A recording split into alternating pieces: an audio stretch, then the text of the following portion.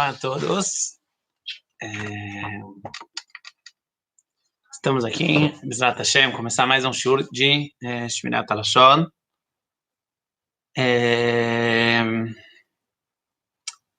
Antes da gente começar, eu queria dividir um sentimento que eu tive hoje.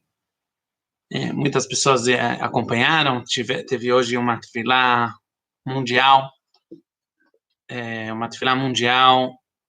de todos os Yehudim no mundo inteiro, tentaram rezar na mesma hora, para conseguir, para Hashem escutar as nossas tefilot, e Bezrat Hashem essa epidemia ir embora, e eu tenho que falar que eu nunca, pelo menos até hoje, eu nunca tinha visto uma mobilidade tão grande de Gdolei Israel, dos nossos grandes sábios, frente a um assunto. O povo judeu passou situações difíceis. Eu não sou tão velho também. Todo mundo, é impressionante como todos os nossos grandes sábios, eles falam do mesmo ponto. Lashonará, lashonará, lashonará.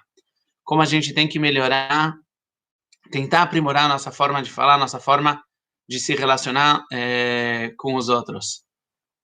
Para mim, isso me deu muito chizuk.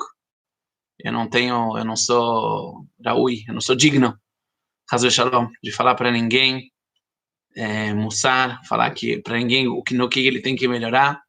Eu só tento repetir o que eu escutei dos meus Ravanim, o que eu escutei dos Gdolei Israel. E Bezrat Hashem, nós temos essa obrigação frente a nós mesmos, ao nosso povo e ao mundo inteiro. Então vamos lá. Vamos continuar em Ilchot Shmirat HaLashon. Ontem a gente começou a dar alguns exemplos sobre proibições de Lashon Hará. A gente falou ontem como é proibido falar Lashon Hará em situações que a informação ela já é conhecida, pelo menos por um grupo de pessoas. Mesmo assim, vai ser proibido passar essa informação para frente. A gente falou ontem um pouco sobre a questão de uma pessoa que fez tchuvá, uma questão de uma pessoa que se comportava de uma forma ruim e mudou o seu comportamento.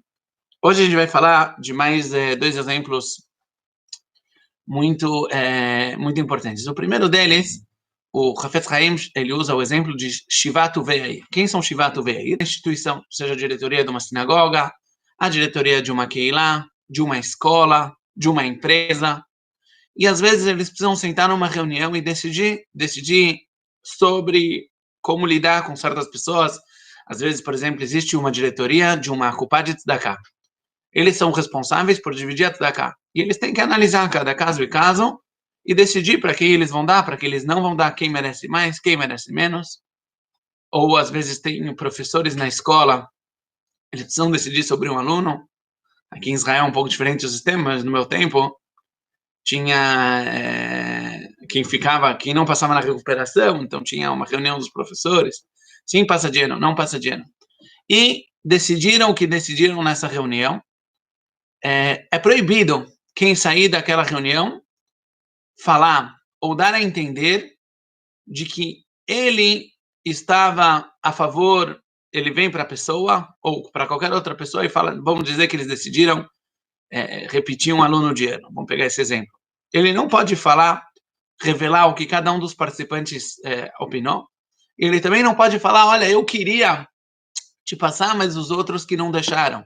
Ou foi culpa daquele professor. Ou mesmo dar a entender que ele não concorda com a decisão tomada e que ele, por ele, tomaria outra decisão. Tudo isso é proibido, já que essa informação não é uma informação que vai sair e já que isso vai causar desgosto entre duas pessoas, em frente às pessoas que tomaram a decisão. E isso tem que saber mesmo quando a pessoa está sob pressão. Às vezes ele sai da reunião, eles decidiram o que decidiram, e tem uma pressão, às vezes uma pressão social, às vezes maior do que uma pressão social. Mesmo nesse caso, a pessoa não vai poder revelar. Isso é uma halakha prática para todas as pessoas que têm algum tipo de posto público. Isso às vezes acontece bastante. Um outro exemplo, que também é trazido no Chafetz Chaim, e é um exemplo importante. Às vezes, vem uma pessoa dar o exemplo usado lá é dar um shiur, mas a mesma coisa, na verdade, a mesma coisa é quando alguém vem dar uma aula, vem dar uma palestra, vem dar um curso, e a pessoa fala, olha, às vezes acontece, né? Ah, esse cara não sabe o que ele está falando, ele não entende de nada. A palestra é horrível, ele próprio não sabe do que ele está falando. Isso é muito, muito, muito grave. Quando a gente trata de Talmidei Chachamim, de pessoas que estudam Torá, e que eles estão falando, eles estão agora, ele está vindo ensinar a Torá, mesmo que você não, talvez concorde com o que foi dito, ou você opina de forma alguma nós não podemos menosprezar a pessoa que está falando, pelo contrário.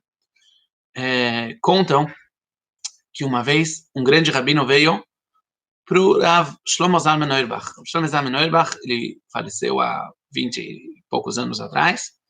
Ele foi um dos maiores legisladores, dos maiores posquim que a gente teve nas últimas gerações. Uma pessoa enorme. E esse rabino veio para o Shlomo Zalman Auerbach muito chateado, porque ele falou, olha, eu me dedico a minha vida inteira para estudar a Torá.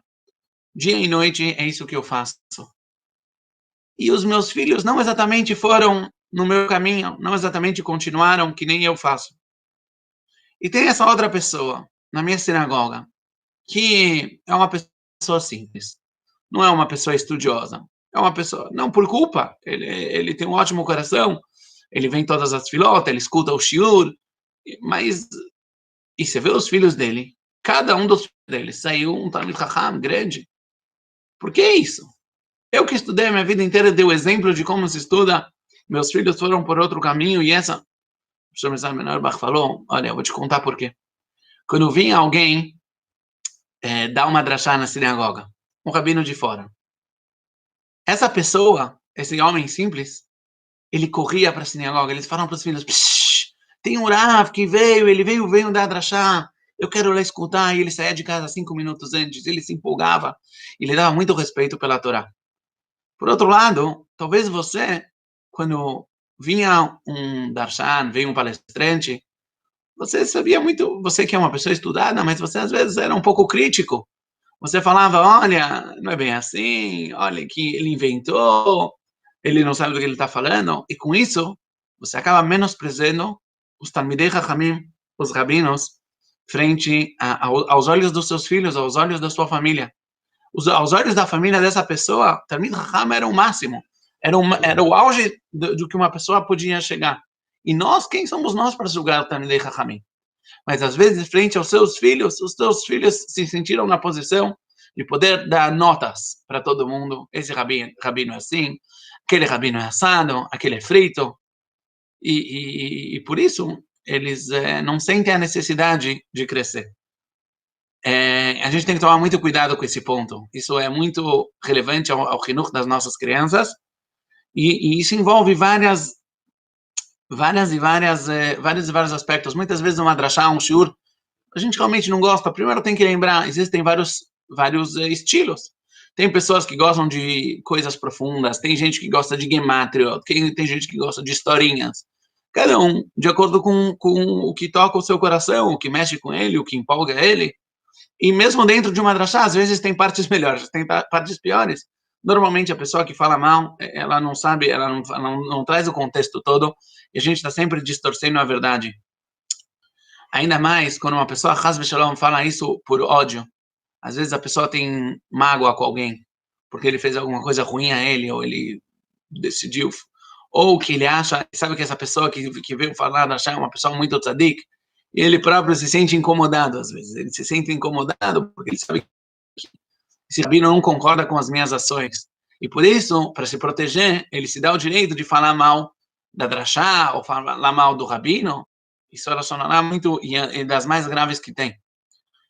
Outro ponto que às vezes a gente pode escorregar nele é quando a gente fala que ele faz tudo por dinheiro.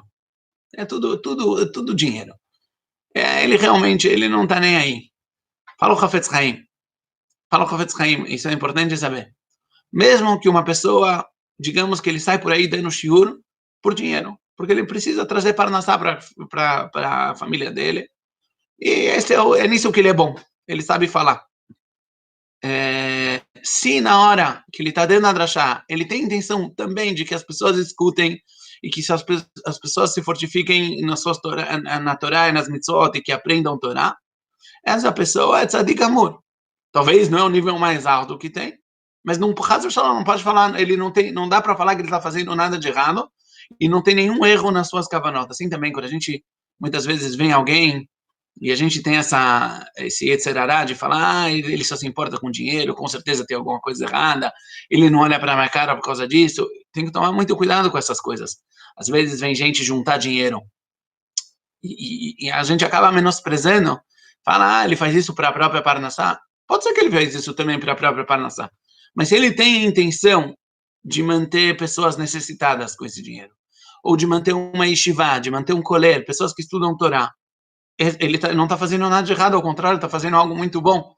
Ele é considerado tzadik. Se ele é considerado tzadik, quem somos nós para sair por aí julgando? E com certeza isso é uma zgulá para as pessoas, para os nossos filhos, quando a gente souber, quando a gente mostrar apreciação à Torá, apreciação a Talmidei Chachamim, com certeza os nossos filhos também vão apreciar, eles vão entender que isso realmente é muito importante.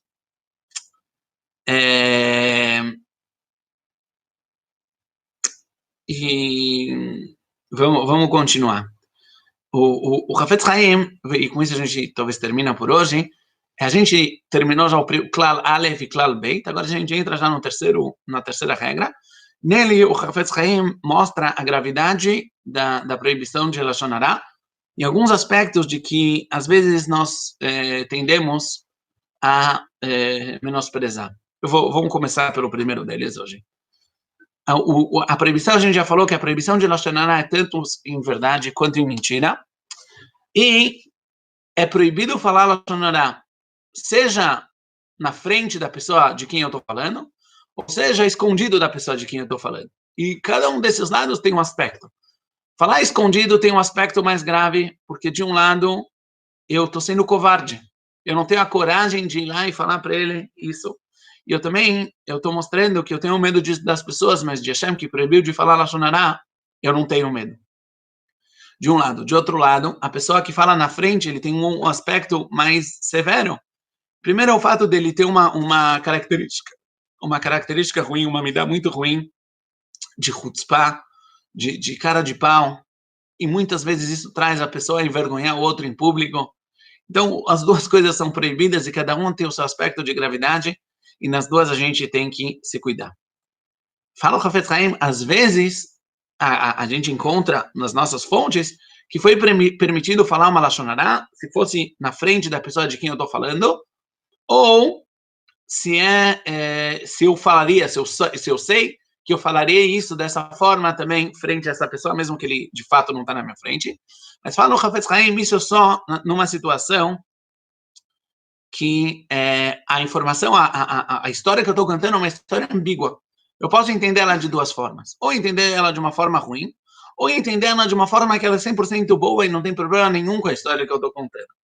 Agora, se eu fosse falar isso na frente da pessoa de quem eu estou contando, normalmente a maioria das pessoas tem um pouco de tato e não falará isso com um tom pejorativo, com um tom que tem a entender que eu estou criticando essa pessoa. Por isso, já que eu falaria ou que eu estou falando de fato na frente da pessoa e é uma história ambígua, com certeza eu vou falar isso de uma forma, a pessoa que está contando vai contar isso de uma forma que não dê para entender algo ruim, algo mal dessa pessoa de quem a gente está falando, e por isso, nesse caso é permitido, mas em qualquer outro caso é proibido falar Lashon Hara, seja escondido, seja não na frente da pessoa de quem a gente está contando, seja na frente da pessoa. Por isso, por hoje é só, pessoal. Bezrat Hashem, que a gente tenha boas notícias, que Hashem escute as nossas tefilot, e que a gente veja grandes milagres ainda nos nossos dias. Boa noite.